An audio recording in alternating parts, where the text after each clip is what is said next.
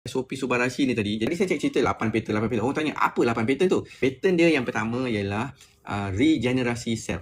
Apa regenerasi tu tadi? Jadi bahan aktif AFC masukkan dalam setiap sachet tu ialah salmon ovary peptide. Salmon ovary peptide tu ialah selaput telur ikan salmon tu tadi yang mereka dah buat kajian dan dibuat dalam bentuk serbuk dan diproses macam tu, jadi supaya kita boleh serapkan di bawah lidah, boleh terus masuk dalam saluran darah tu tadi. Jadi regeneration ni tadi untuk dia aktifkan IGF-1.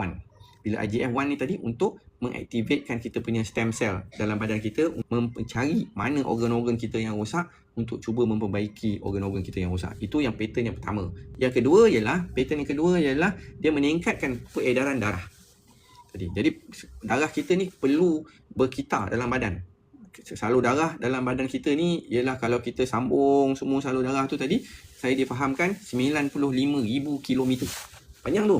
Nampak macam sikit kan, tapi kalau disambungkan macam tu sangat panjang. Itu yang saya difahamkan tu tadi. Jadi salur darah tu tadi sangat-sangat penting. Dia tak boleh tersumbat, dia kena lancar dan sebagainya. Yang ketiga ialah dia masukkan sardin peptide. Sardin peptide ni tadi apa pula sardin? Dia ambil otot-otot dekat ikan sardin tu tadi, dia proses tu supaya dan dijadikan dalam bentuk serbuk. Sardin peptide ni tadi tugas dia ialah sebagai ACE inhibitor. Tapi natural. Ada dalam bila kita masuk hospital sakit darah tinggi dan sebagainya, dia akan bagi obat kimia, obat sintetik kimia tu ada ACE inhibitor. Tetapi daripada AFC ni tadi dia masukkan ACE inhibitor daripada sardin peptide, iaitu natural. Yang pattern yang keempat ialah mencegah pembekuan darah, iaitu diambil daripada lendir di keliling biji tomato. Itu pattern yang keempat. Dah ada uji kaji makmal semua sekali, bukan Zakir cerita je. Hari ni saya cuma mendedahkan kepada you. Jadi yang empat ni ialah daripada SOP Subarashi Silver, version yang kedua. Dan sekarang ini dah datang kepada SOP Subarashi Gold. Jadi dia masukkan 4 lagi pattern, iaitu anti-aging punya pattern. Dekat dalam tu yang ada nombor-nombor pattern dia semua ni, jadi anti-aging. Jadi untuk repair organ-organ kita yang dah rosak tu. Dan peremajaan sel, dia masukkan salmon caviar, iaitu yang caviar kan mahal, tapi dia masukkan juga untuk peremajaan sel.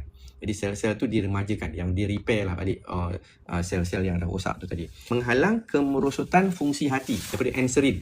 Itu yang ketujuh. Jadi dia cuba memperbaiki kita punya hati yang banyak sekarang masalah di Malaysia ni tadi, fatty liver, fibrosis, cirrhosis dan sebagainya. Jadi banyak di Malaysia ni mempunyai masalah hati yang lebih kurang berpunca daripada kita makan makanan yang berlemak, makanan yang manis dan semua sekali yang ditukarkan dalam bentuk lemak dan disumbat semua dalam hati. Makan toksik dan sebagainya semua dimasuk dalam hati. Jadi banyak di Malaysia ni hati bermasalah dan tak perlu tunggu sampai you dah tua. Jadi yang ke-8 ialah dia masukkan tuna heart. Tuna heart tu tadi dia masuk